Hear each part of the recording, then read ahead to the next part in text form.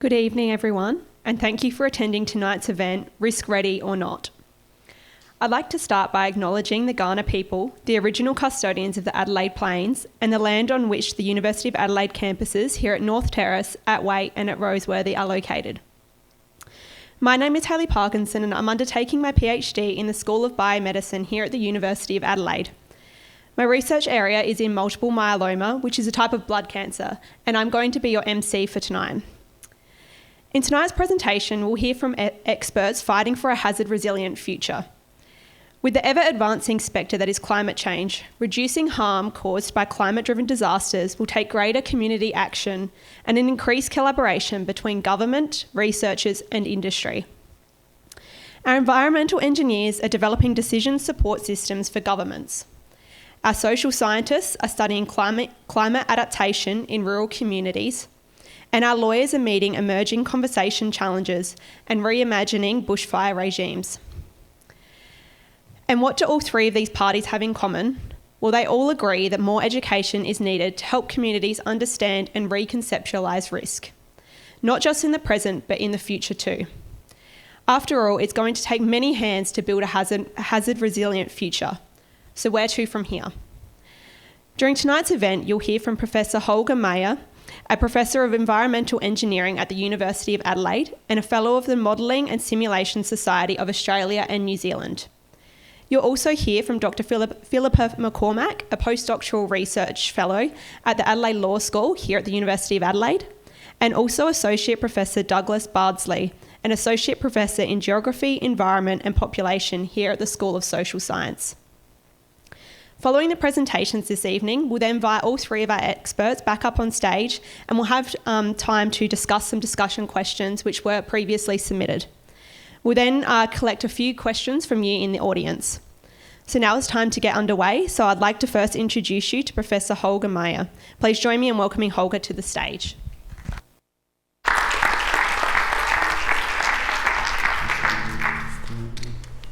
Is the clicker somewhere? Oh, cheers. Thanks, Hayley, and thanks so much for coming along tonight. So I'll talk to you a little bit about quantifying and mitigating risk into the future, and there's probably 4 points I'd like to make today. So one is hopefully for you to understand that disasters are not natural, and the second point is that we can't future-proof against disasters. The third point is that risk is actually increasing into the future. And the final point is that I think we're probably not quite risk ready. So let's get going. And the first point, the disasters are not natural. So when we hear in the news about disasters, the headline act is always the fire or the flood. And that's not surprising because without these hazards, there wouldn't be any issue. But really, these hazards, we call them natural hazards for a reason. And that's because they do occur naturally and they have occurred for long periods of time and they'll continue to occur. And they only are a problem when they intersect with the things that we care about and the things that we value. And you can see, for example, in this photo there or this news article, if that flood occurred and it wasn't where any buildings were or people were, it wouldn't be a problem. And so that intersection between the hazard and the things we care about or value is what we call exposure. And so that's, what's exposed to the hazard. But that's not the end of the story because really the impact or the damage or the consequence is really a function of what the things that are exposed to the hazard are, what they're made of, what their attributes are. And so that's what we call the vulnerability. Okay, you imagine in this particular case, if all these buildings were on stilts, they're off the ground, that wouldn't be a problem. And so really it's those attributes, the building materials, the resilience of the community, all these sorts of things also affect the impact that we're having. And so really the message there is that the impact of these natural hazards or the disaster is this combination of hazard, exposure and vulnerability. And so therefore disasters are not natural, the hazards are, but the exposure and the vulnerability, they're things that we control. They're things we've put there in harm's way. We decide, what the building materials are and where we build things. So that's why we've moved away from calling it natural disasters to actually, natural hazards, but disasters. The second point is we can't future-proof. And there's a term that's often used by politicians and people love it and it makes people feel comfortable, but I think it's really misleading. When you think about the impact being that combination of hazard, exposure and vulnerability, we can only really work that out for an event that's happened. Now, once something's happened, we know what the we know what the water level's been for a flood. We know what the building's made of. We know who's lived there, and we can work out the impact. But when we're talking about the future, there's uncertainty. So uncertainty in all of these three elements of risk. So we've got uncertainty in the hazard, to the climate, for example. There's uncertainty in where people are going to live in the future and what the value is of the buildings and the businesses, and also, what the community resilience is like or what the buildings are made of. And so that's why, if we're pairing, looking at impact, we need to pair it with likelihood and that uncertainty. And that gives us a sort of standard definition of risk, which is really looking at that combination of likelihood and impact. And that's why really we can't future-proof, because there's always that element of uncertainty when we're talking about risk. And there has to be a trade-off between cost and risk. We can spend more money and try to reduce the risk, for sure, but we can never eliminate the risk completely. And we also need to have really tough conversations, because if we spend money on reducing our disaster risk, given that there's usually a fixed amount of money that the government has to spend, we probably can't put the money into healthcare or education. And so that's really something we need to really think about as a society, as a community. What trade-offs do we want to make? The third point is that risk is increasing. And so that idea of hazard exposure and vulnerability, I think, is a really nice conceptual paradigm for quantifying risk. So if you imagine each of those three elements of risk being a side of a triangle, and the inside being risk, so the longer, if the hazard side gets longer or the exposure side gets longer, then the area inside the triangle is bigger, and so the risk increases. And when you think about what's happening, if we don't do anything, all of these three sides are increasing in length. So climate change is increasing the hazard side, population growth and economic development. The more value we create, the bigger the damage is going to be when a disaster strikes. And then finally, vulnerability, we've got an aging population, and so, for example, that could also increase the social vulnerability. So if we don't do anything, that risk is increasing. And so I'll just give you an example of work we have been doing and continuing to do with the City of Port Adelaide Enfield and the Department for Environment and Water, looking at some of the risk of coastal flooding in Port Adelaide. And looking at both the impact of climate change on the inundation, but also the impact of population growth and economic development on the exposure side of that risk triangle. So this extent of inundation shown here is the 2016 flood. That's the biggest flood on record in the Port Adelaide region. If we then look at projections, and obviously, if we start looking at 2050 and a moderate climate impact, you're looking at that inundation extent. And then if you look at accelerated climate change in 2050, you're looking at that. So you can see there's quite a big difference. There's a lot of uncertainty, obviously, but it's certainly not implausible.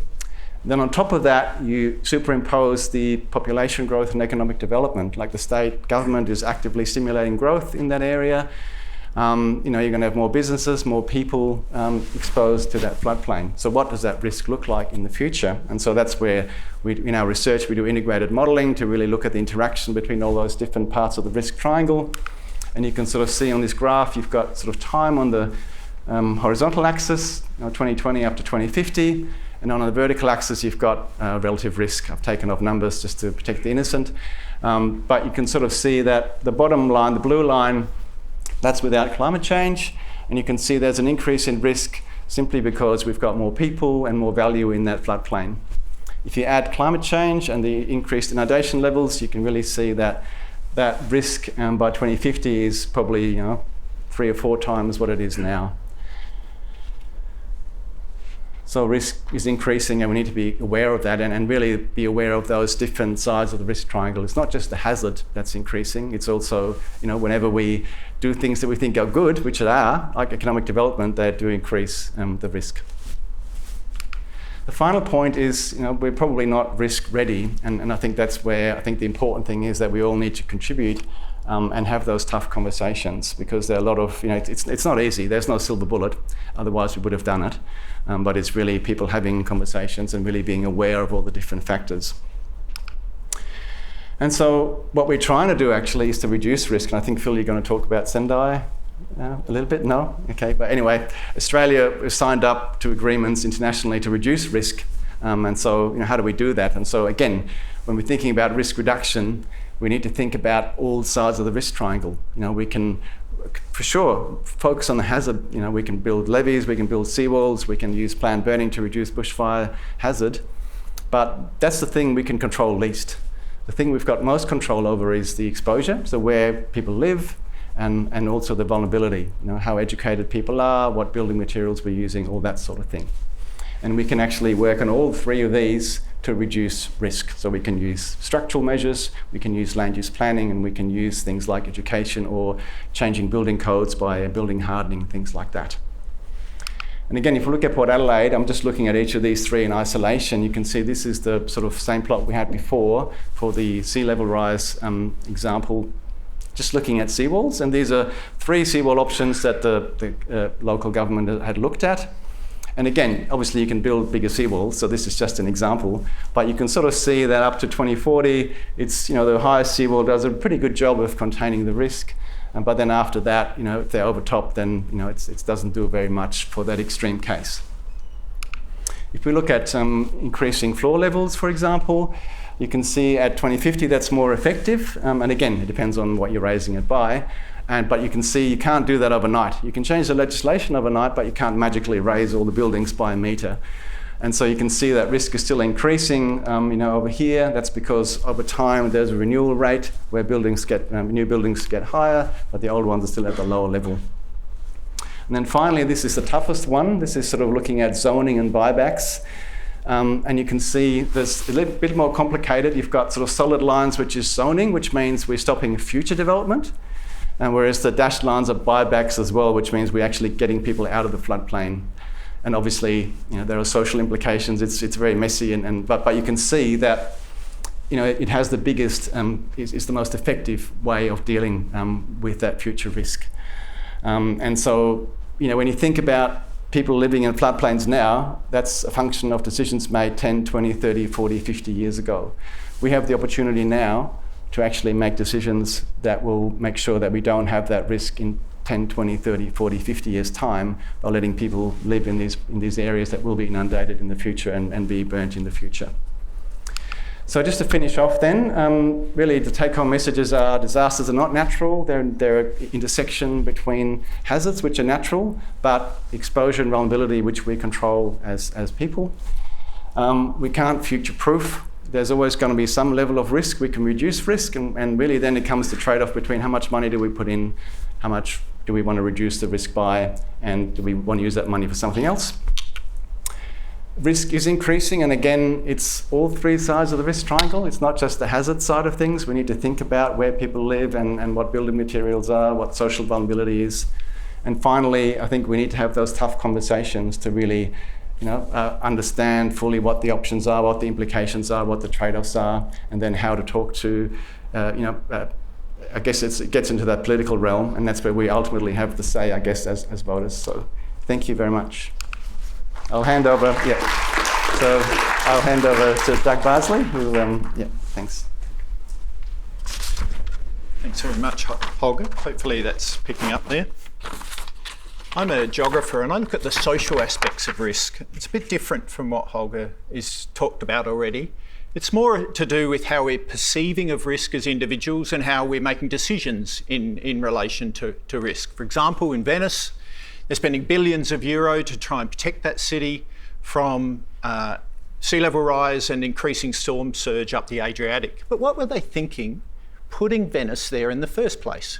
Why did they come up putting this incredible city in an estuary? It's sinking, there's sand underlying it, it's exposed to storm surge anyway. Climate change was going to generate those types of risk. Who would do that type of thing? Of course, we would move on from there, wouldn't we? No, we're still making the same decisions. And in fact, we've got far better knowledge, putting a lot of our key assets exactly in the place that you wouldn't want them to be, like a highly exposed, high energy coastline, which is exposed to the types of storms and increasing storm risk that we're going to get in the future. So risk in its formal sense is framed as a function of likelihood and impact and impact.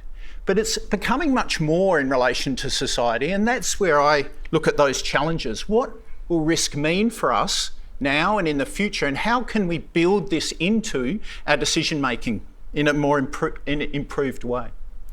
You might have heard about this risk assessment that's done every year by the World Economic Forum, where basically they survey a big group of decision makers to assess the global risk. What are the key risks that they think we're going to face in different time frames? Inevitably, they always have long time frames. They're going to have environmental risks, 1, 2, 3, 4, failure to mitigate climate change, failure of climate change adaptation, natural disasters, etc., etc. But if you go to a shorter time frame, in this case 2 years, what's number one? Cost of living crisis. And for many people, the cost of living crisis is always going to challenge our responses to environmental risk, because for a lot of people, there's always cost of living crises. About 1 billion people struggle to feed themselves across the planet. In Australia, we're seeing rising inequality. So when we're making decisions about risk, and particularly long-term risk, a lot of them are very unpopular because people will immediately say, what about my risk now? What are my immediate risks? And so that balance between immediate risks and long-term risks is one of the things we look at in our research, and how we can juggle those and support people to make the types of decisions which will do both. Support people in their livelihoods and their current activities, and also those long-term benefits of dealing with change that we know we're going to have to get to at some stage. We're starting to see conceptions of risk being turned on their head. And that's partly associated with climate change driven exposure to those hazards that Holger was talking about. The floods we've seen in Australia over the last couple of years, also in the United States. I'll read this out. The Federal Emergency Management Agency in the United States maps are failing to warn Americans about flood risk. As climate change accelerates, it's increasing types of flooding that the maps aren't built to include. We've seen very similar things in Australia. We're always going to be chasing the risk a little bit as environment changes. So we're going to have to anticipate. We're going to have to move ahead of the game, because if we keep on chasing, we may potentially be chasing failure. There's also opportunities, and there's some work I've been doing with Bill Skinner and Georgina Drew, looking at different ways of thinking about hydrological risk or social risk in relation to water. For a long time, Langhorne Creek has used floods as a key mechanism to support its irrigation. They're welcoming floods, directing them down through the vineyards, sharing them from one property to the next, using them to refill the water table under their deep alluvial soils. That's turning the question of that hydrological risk on its end, but it took foresight, it took cooperation, it took planning to not put your key assets in exactly where you wouldn't want them to be in relation to flood risk. On the contrary, you use that water in a very dry continent. It's a clever way to start thinking about alternatives. Similarly, we've been looking at bushfire risk. This is a study looking at how people feel in relation to bushfire risk in peri-urban Adelaide and Port Lincoln. And a lot of people are feeling very vulnerable in relation to that particular hazard and the likelihood that that's going to impact on our systems.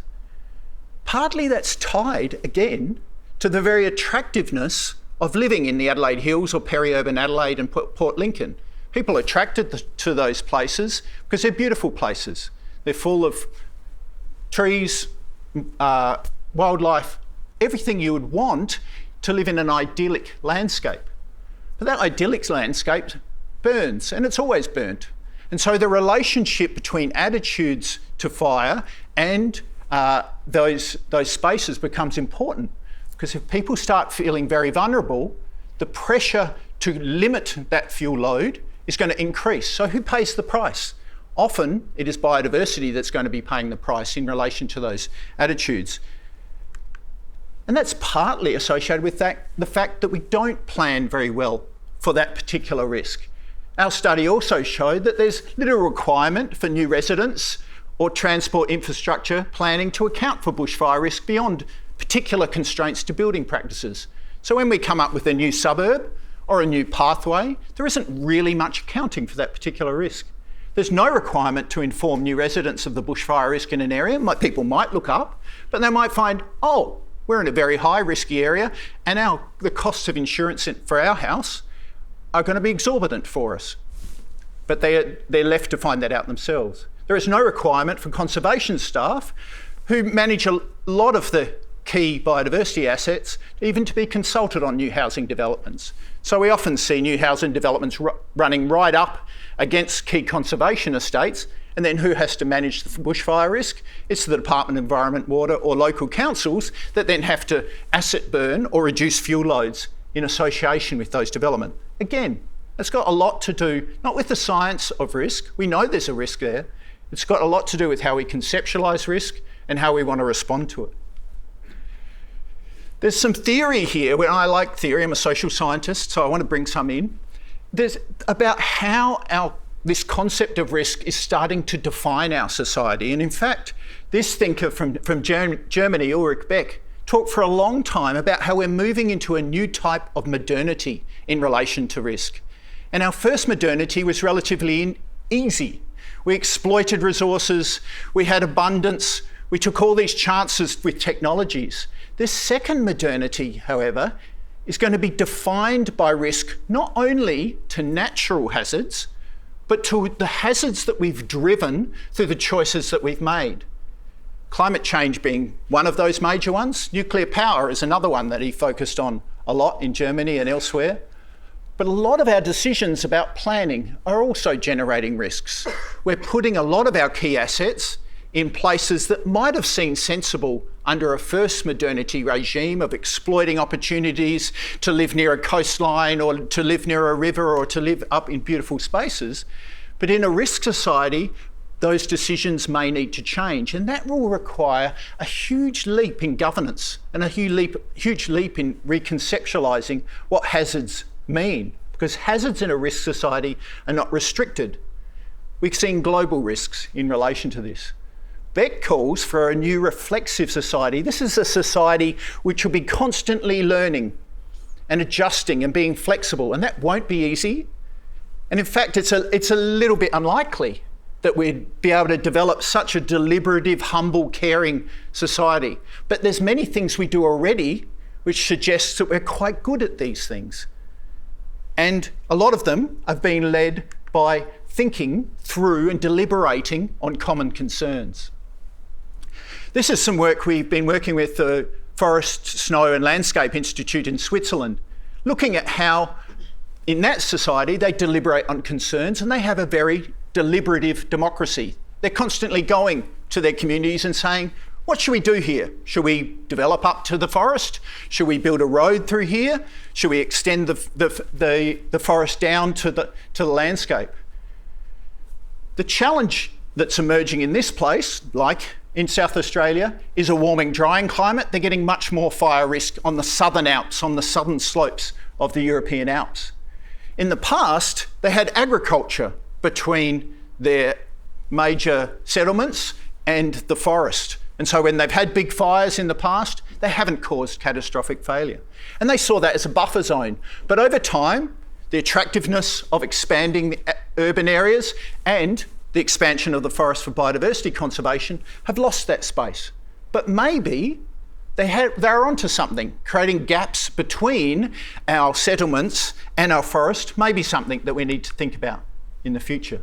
So we look a lot at different concepts of risk within social systems, and they cover a whole range of those. But the key message, and this is what I'll conclude on, is that this idea of the first modernity, that we would know systems and plan to that knowledge, is going to change, because we're constantly going to need to be learning.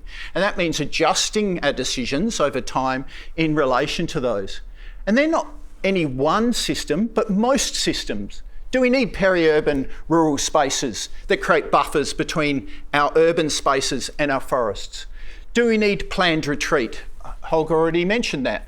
How are we going to do that when we can't, and it's going to be so expensive and so politically unacceptable for a lot of people? I might finish up there because I think I've used my 10 minutes, but these types of challenges are the types of challenges that we're going to have to be presenting to society to deliberate on to deal with risk in the future. I'll leave it there. I welcome Philippa up to inform. Hello, everybody. I feel so lucky to be part of a conversation that's been introduced so beautifully by Holger and Doug, who've spoken before me, introduced some of these really important issues. I'm in the Adelaide Law School, and I have my slide there. So I have spent the last little while thinking a lot about risks in the context of bushfire laws, the laws about fire and about reducing risks and improving resilience across landscapes for fire. A lot of what you've heard already sets the beautiful context for the much drier but very important rules about what is happening and how we might need to engage with these kinds of risks as we move forwards. And I can probably foreshadow the rest of my talk by saying it's really hard for law to learn, to facilitate learning, to create structures that require learning. And so that's one of the things that I've been grappling with in my work. So my key messages, first of all, are that laws can exacerbate and in fact create risks. And we see that in the land use planning context. So we can have a land use planning regime that allows the expansion of housing that's poorly adapted to existing risks, and even worse for the future risks we're going to see. But laws can also guide and support the process of identifying risks and managing it into the future. So laws must be part of the process of helping us to adapt together as the climate changes. And what we see, so my area of research is climate adaptation, but we see climate adaptation law and policy and disaster risk law and policy starting to dovetail. Over the last decade or two, the key themes that both of those areas of research and practice centre on are these ideas of risk and resilience. So just very briefly, these are some graphics that I've taken from the Bureau of Meteorology just to demonstrate that climate change is not, in terms of its contribution to risk, it is very much already changing the risk profile. So we see increasing trends in very hot days. The trends in consecutive dry days are really profound for Western Australia, but changing in parts of Australia. The trend in very cold days is dramatically reducing in southern Australia, and the trend in the hottest night is a really important one, especially for bushfire, because that shows us that across the country there is significantly less relief from the intense bushfire conditions across the course of the day. And some real challenges for fires that will continue through night times, which, if there are any sort of fire agency folk in the room, have been causing you to shudder for some time now. And then perhaps even more profound is this idea of complex, compound and cascading risks, which was introduced into the IPCC reporting, this idea that risks don't occur on their own. And we see that in the context of the 2019-2020 fires, for example, where long-running extreme droughts was combined with heat waves that created bushfire conditions that hadn't been seen for a long time or ever in some parts of the country. The bushfires were extreme, extraordinary, and the heat waves continued, changing the availability of water to fight the fires, the experience of firefighting, and then followed in some parts of the country by extreme flooding, washing ash into waterways, creating pollution events, and just compounding that experience on communities that had both of them hit. So we're seeing, as the climate changes, more and more of these compounding, cascading risks, which makes it even more difficult to plan, because we're not talking just about flood, and we're not talking just about fire. We're talking about those things and storm surges and sea level rise. So they increase the vulnerability of exposed populations and the impact of the hazards as well. So as I said, law can influence both the creation of vulnerabilities, but also how disasters are defined. So this idea of disasters, as you've heard already, it's when an extreme event hits a vulnerable population. The impact is not an impact that the valued community or asset can cope with. So land use planning is a classic example of locking in those vulnerabilities, but the label disaster is a legally mediated term. So we have legal frameworks at the national level and also at the state level to declare a state of emergency or the fact of a disaster, with implications for whether victims are supported and can access recovery funding, for example, and how vulnerability reduction plans and emergency plans, recovery, but also planning for future events occur. So a lot of these practical experiences are mediated through these rules that we've established. So to the rules themselves, so we have at the international level the Sendai Framework for disaster risk reduction. And the goals are over there in the arrows, the idea of reducing death, reducing the number of affected people, the economic costs, the damage to critical infrastructure, and increasing the number of countries with risk reduction strategies and cooperation and the availability of early warning systems. So these are the goals of this international policy framework. And there are these 4 priorities for implementing those goals: to better understand the nature of the risk, to strengthen our governance frameworks to manage that risk, to invest and to enhance preparedness, response and recovery. So these 2 are really closely tied to the nature of our legal frameworks. And they're the ones that I'm going to sort of follow through. So Australia is one of the countries that signed up to Sendai, and we see that implemented in Australia at the national level through our disaster risk reduction framework. There's a lot of words going on there. What I want to draw your attention to is this idea that all sectors of society are encouraged, or we're seeking to promote all sectors of society in our capacity to participate in disaster risk reduction. And governance plays a really important role there. There's a priority there for governance, and that's combined with ownership and responsibility. And so the thing I want to really highlight to you tonight is that central to the idea of disaster risk reduction at the international scale and at the national scale, and also in South Australia, and I'll get to that in just a minute, is this idea of sharing responsibility. That it's not just governments that experience the risk, but businesses, communities, and individuals. And because all of those different groups experience the risk, they have a role to play in reducing the risk. So in South Australia's disaster resilience strategy, we see the very first guiding principle is that everybody has a role to play. We know, though, that the nature of risk is not shared equally across different communities, across different parts of the landscape, in different locations. And the South Australian strategy recognises that not everybody experiences it the same, and also not everybody has the capacity to participate in disaster risk reduction activities. Not everybody can move, leave their home. Not everybody has the capacity to lift their home higher. Not everybody can put in place a seawall for their community, and the government can't be doing that for everybody. Scan the code to provide feedback. That is not my slide. So it's like the rest of my slides are missing. Okay, I'm just going to wing it. So in South Australia, you'll see those ideas of shared responsibility being implemented through emergency laws. That the guiding principles for the emergency laws in this state include sharing responsibility. But there's a really big challenge with that concept. It's not articulated at the national level or in any of the states of Australia really, precisely what sharing means. Who pays, who's responsible for different levels of risk, how that plays out in practice. And so in 2014, a big report on this that came out of the Bushfire Natural Hazard CRC said that shared responsibility is a new kind of social contract that's missing all the rights and benefits side of things. Because what it looks like in the South Australian Fire and Emergency Services legislation is an obligation on owners of land to reduce the risk of a fire starting and reduce the risk of a fire spreading from their property.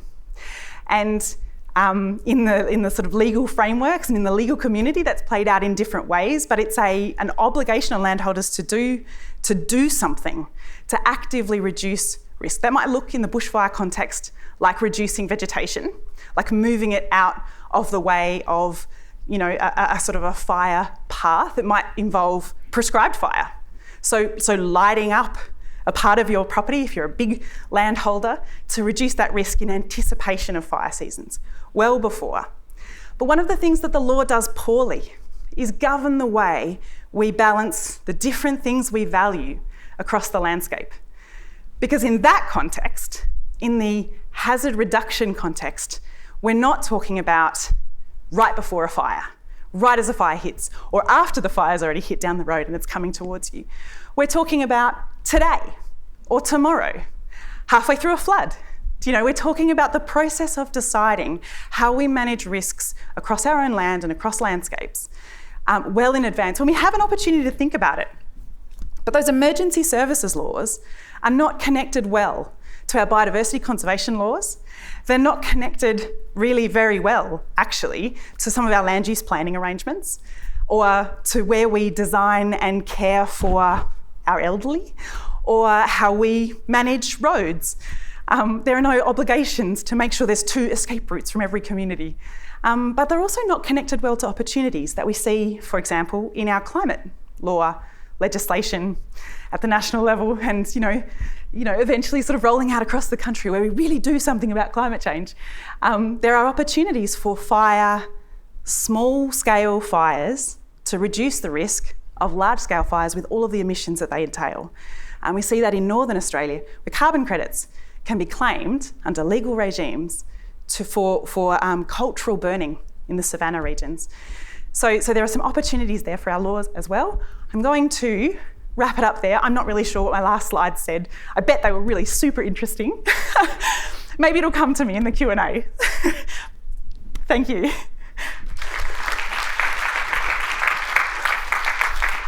Thanks so much, Philippa, and apologies for the slides going missing, and apologies to everyone here for not being able to see her slides. I'm not really sure what happened there, but there's always got to be a technical glitch in one of these things, isn't there? So very sorry about that.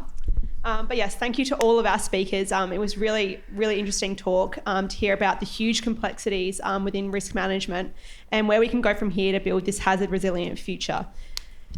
So I now want to invite you guys all back up to the discussion portion of the evening. So I've got some pre-submitted questions here that we're just going to run through. So this portion of the evening will go for about the next 15 minutes, and then we'll have the final 10 minutes to give to the audience for you guys to ask your questions. So the first one on my list is, are there some places where humans shouldn't live? And any of you can answer this. It's a hard question to answer, because I think it comes down to that, what comes down to personal responsibility to what comes down to sort of, shared responsibility. I mean, I think probably yes, there probably shouldn't be. And partly because of the impact that has on the broader society. So someone might say, look, I'm going to take responsibility for myself. I'm going to live here. If I get burnt out, it's my problem. But the thing is, we live in a society that doesn't just let people die like that. You're going to put firefighters at risk, and you're having an impact on others through insurance and other bits and pieces. So I think, it's a really tough conversation to have, and particularly, I think, as Doug mentioned, I talked about the whole idea of buybacks or getting people out of floodplains, and you saw it with the Lismore floods. It's a really tough conversation. You've got social fabrics that are well established. You can't just rip communities apart and that sort of thing. But I think that's why it's important to start that conversation now about the future. I mean, dealing with the residual risk is really hard. But if you want to avoid that conversation on steroids in the future, I think that's where we need to really have that conversation now and really talk about, look, and that's, there's another complication around where money goes. There's different levels of government benefit. Like local government gets rates and they benefit from development, and federal government pay for different things. It's the same with mitigation funding and recovery funding that gets paid for by different levels of government. So it's very complicated and gets political, but I think that's where we all need to be, and that shared responsibility thing, I think that's really key, that we're all informed and that we all have those conversations in our communities and with our politicians as well. A couple of things. One is that after the Victorian Black Saturday fires in 2009, there was a Royal Commission, and one of the things that was recommended and the government started to implement, but very slowly, was land buybacks for some of the areas most affected. And what we saw was a really because there was a big gap between the experience of the fire and the process of land buybacks, some of the deeply traumatised families had moved out, had sold, and people had bought that land extremely cheap and were extremely happy about that. They were moving into an area where the fire risk was actually dramatically reduced because a major fire had been through and the hazard was low, but also were unwilling to sell to the government at a very low price. Some, I think it was 35 or 40 properties were eventually bought back by the Victorian government, quite a long time, and they were scattered. So they weren't like a chunk of houses in a community, they were scattered houses, and there was very little hazard reduction achieved as a result of that, quite a lot of money spent. So I think if land buybacks are going to be a part of the process and we're going to decide as a community that some places are not safe to live, we need to make that decision ideally before we build there. But if we have to do the buyback thing, then we need to do it really quickly after an event. So we need to have planned it. We need to have that in place, ready to go. Or as part of a community decision to opt out. And that has happened in somewhere in New South Wales or Queensland. I'm so sorry, I forget the name of the town. Where is it? It's in Queensland, it's after in Queensland. The Queensland floods. Yeah, so the whole town moved upslope. I mean, the risk then is you move people from a floodplain to a fire risk, like we're not talking about a landscape where there are some places that are completely safe, which is another part of the conversation that we have to have. But this is the privilege that we have of thinking ahead as a species. We have the capacity to turn our minds to the future and wonder, what would it look like to flourish in a landscape, even though the risks are increasing rapidly and changing in nature? I think it's very difficult politically to make those decisions for people, and we did some work looking at that, and local council said we can't go there, we just simply can't make those types of decisions for people. And that's where I think the deliberation on risk becomes really important, and that's where the Swiss system is making people make those decisions by saying, you're going to increase your risk. Do you want to increase your risk or not? And have a democratic process of people owning the risk. In our system, we sort of hand risk management over to someone else to do a lot of the work. But we're getting to the situation where the uncertainty is so substantial and the risks in the long term are going to be so considerable that people have to be brought back into it. And that's what I think needs to happen. They were all fantastic answers. So I'll move on to the next question, just in the interest of time, so we can keep the ball rolling.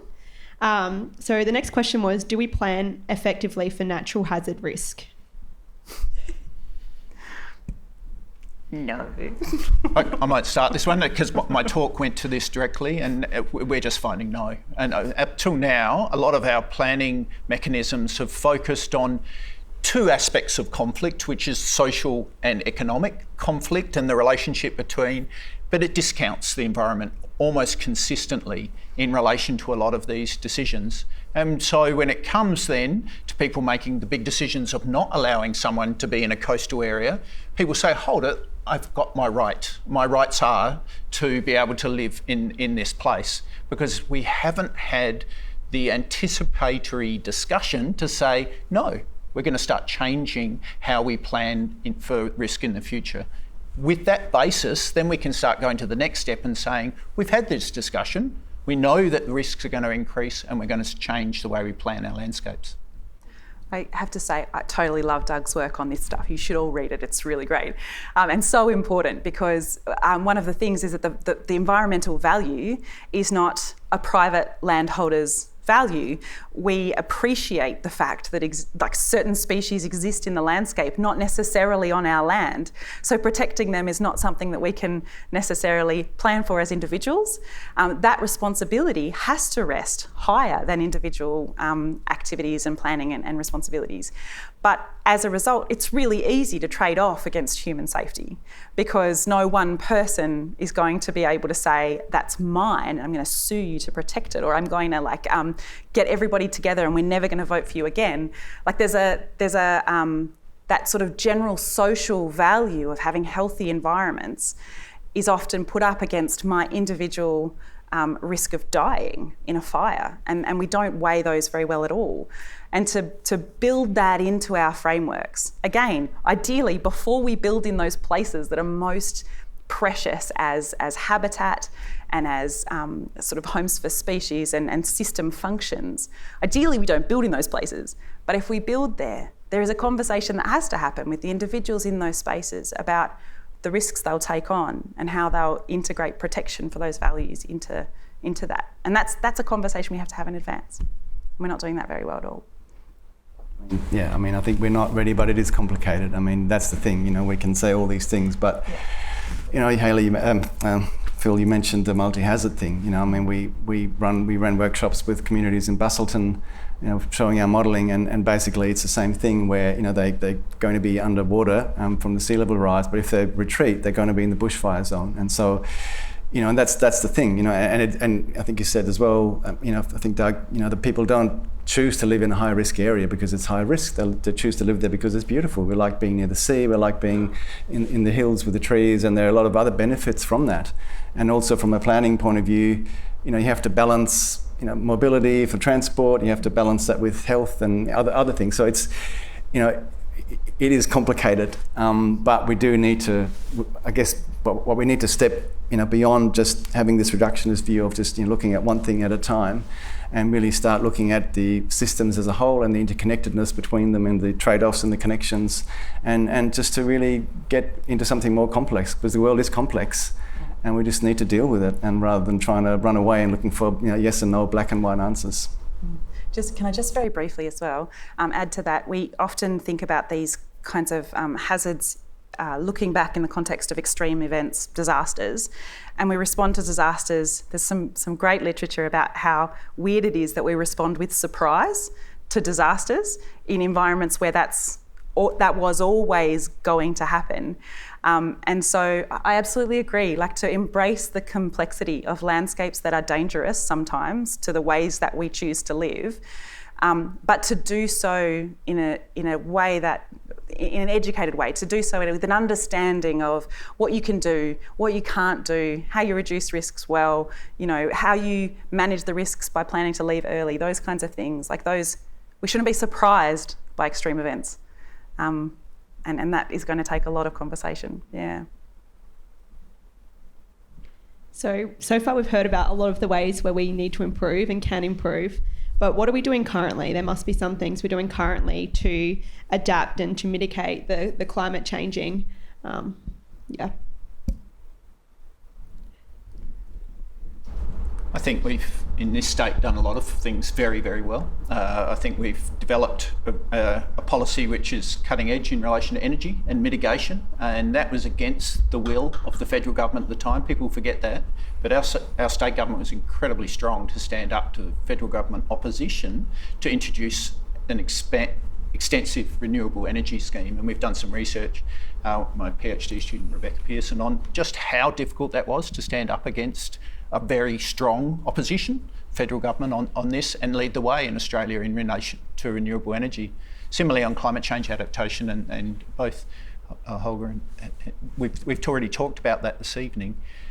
They've been developing very good methods for thinking about how we're going to adapt. The next step, though, is a tough one, and I think that's where we're still reticent to build it into planning, and that's going to be the real challenge.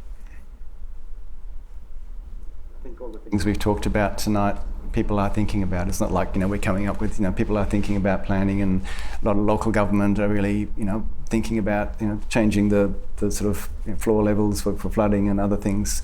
So there's a lot of good stuff happening, but I think it is that, you know, that how you bring the community along. I think that's the thing that you mentioned, it, Doug, is really, really important, and I think that's a big difference. You mentioned it, like here we have to, you know, we expect people to look it up themselves, and you know, whereas I know in New Zealand as well, for after the earthquake in Wellington, I think that they talked to the community and said, look, this is what it's going to cost, and people said, yeah, we're happy to spend more and to really be involved in that. And you know, whereas in Australia, particularly, you look at you know, Greater Western Sydney, it's, you know, both in terms of heat waves and flooding, I think most people are unaware that they're basically, you know, living in an area that's, you know, very high risk.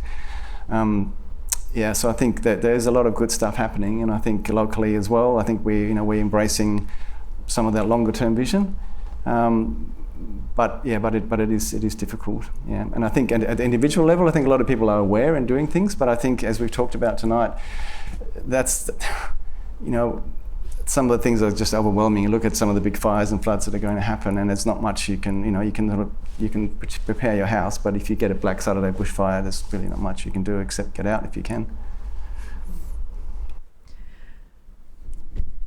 So I might take to the floor now. If there's any questions within the audience, we've got some roaming mics coming through, so just pop your hand up and one of the mics will be brought to you in just a moment.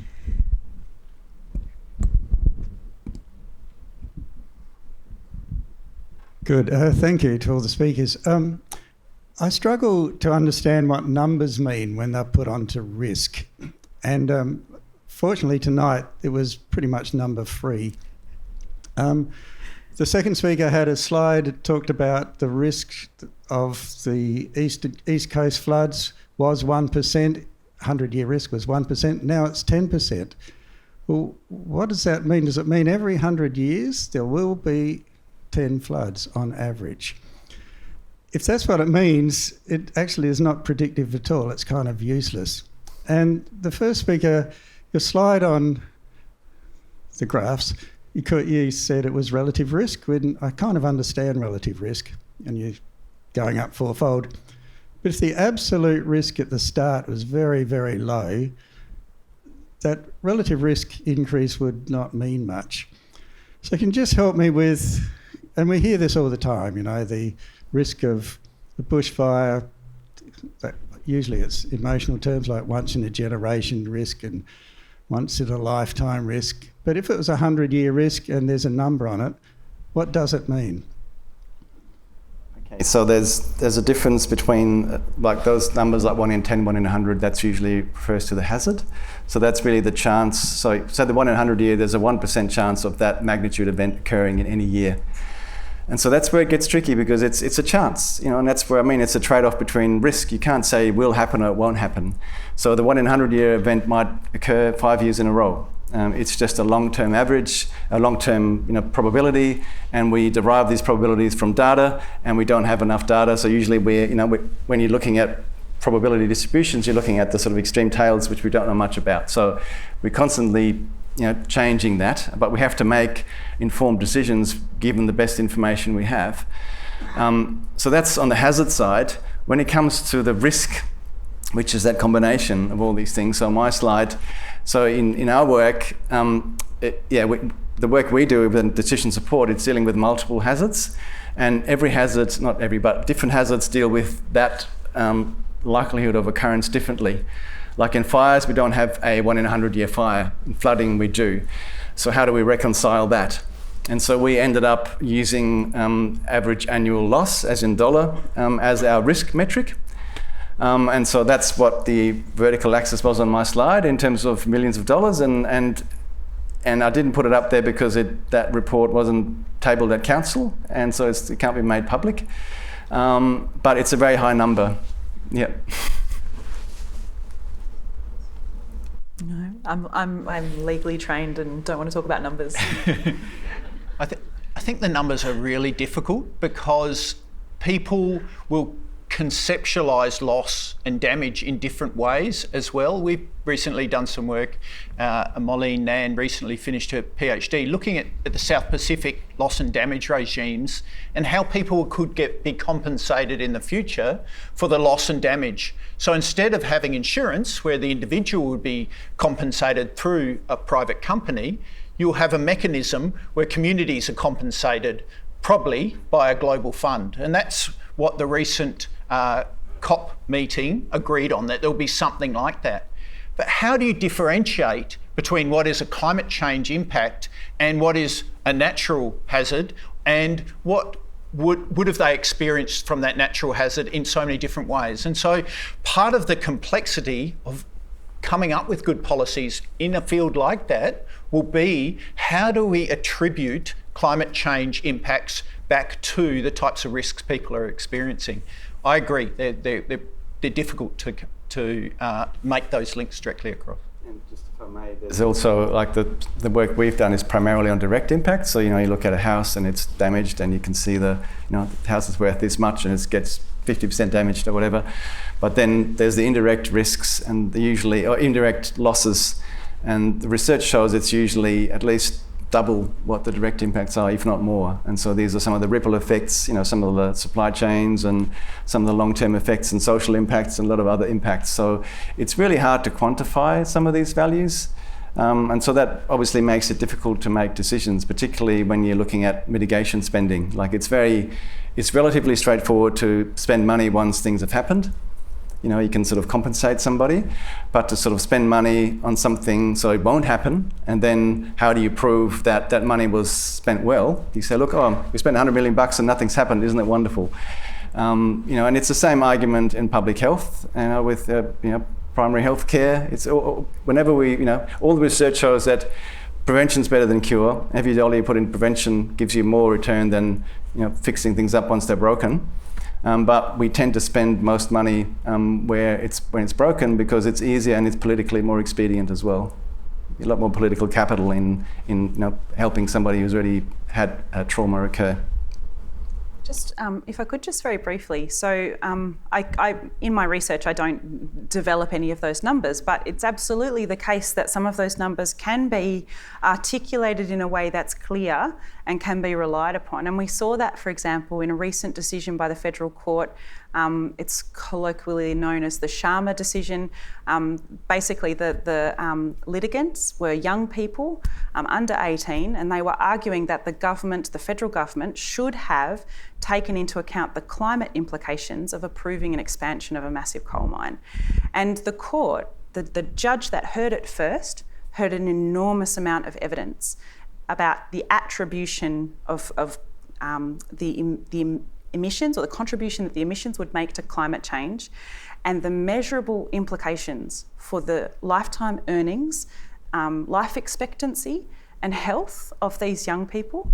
And they were able to say, to a dollar sum, they'd be earning about this much less each, or over the course of their earning life, and their life expectancy will be decreased by a certain amount. And it's tragic reading, because the judge is going through this process of saying, it's clear from the evidence that these young people in the courtroom today will be less healthy, less comfortable in their earnings, and will live a shorter period of time than the previous generations, specifically because of the impacts of climate change, with a proportion of those impacts attributable to the emissions from this expansion of this coal mine.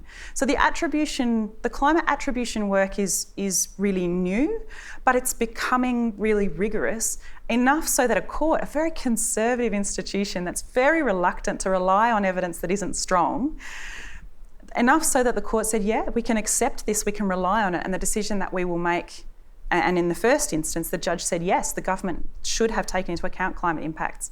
And that was overturned on appeal, but the full court of the Federal Court didn't query any of the climate evidence. They found that the duty, like the way that the original judge had explained what the government's job was not accurate, not appropriate, but the actual impacts on those children from climate change wasn't overturned. So the numbers are complicated, but they're not unknowable, and we have material that we can rely on to know that some of those risks are real and profoundly serious. We have one more question up the back there, and for the interest of time, we'll make this one the last question. Thanks. Thank you. You mentioned some deliberative and participatory democracy examples. I was just wondering if there's research or things that we can read, or examples of how societies have moved to that space, from where we are, say, now, to be able to interact like that.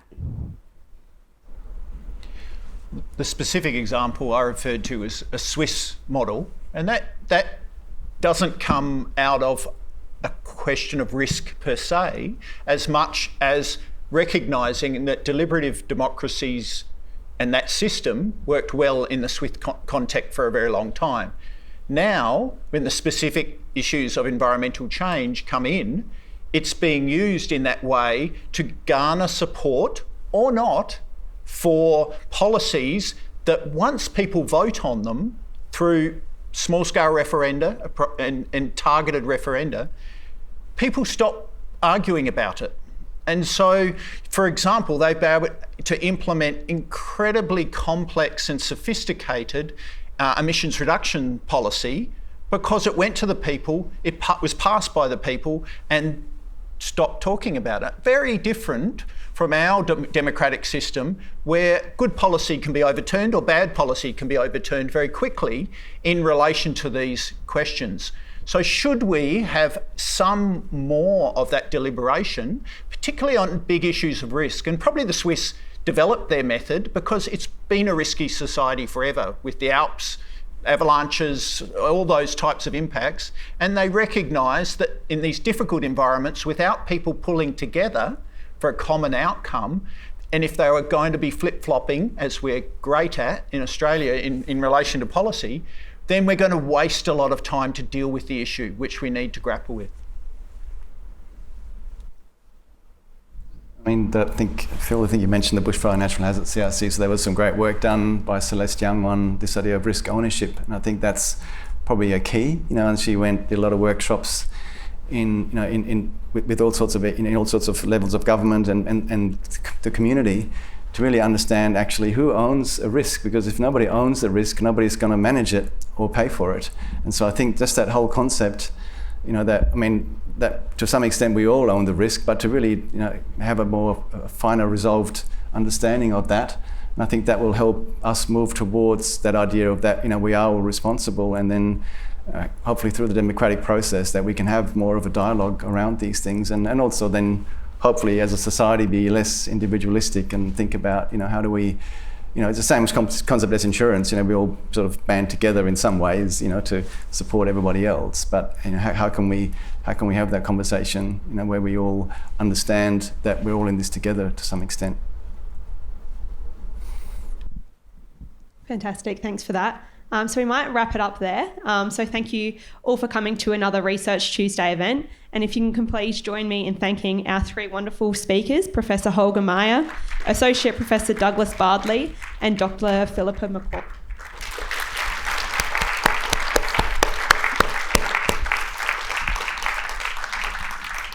So if any of you would like to provide feedback to this Research Tuesday or any of our previous ones, please scan the QR code up there, or you can send us an email via the email that's listed on the screen. And once again, thank you for coming, and we hope to see you again next time.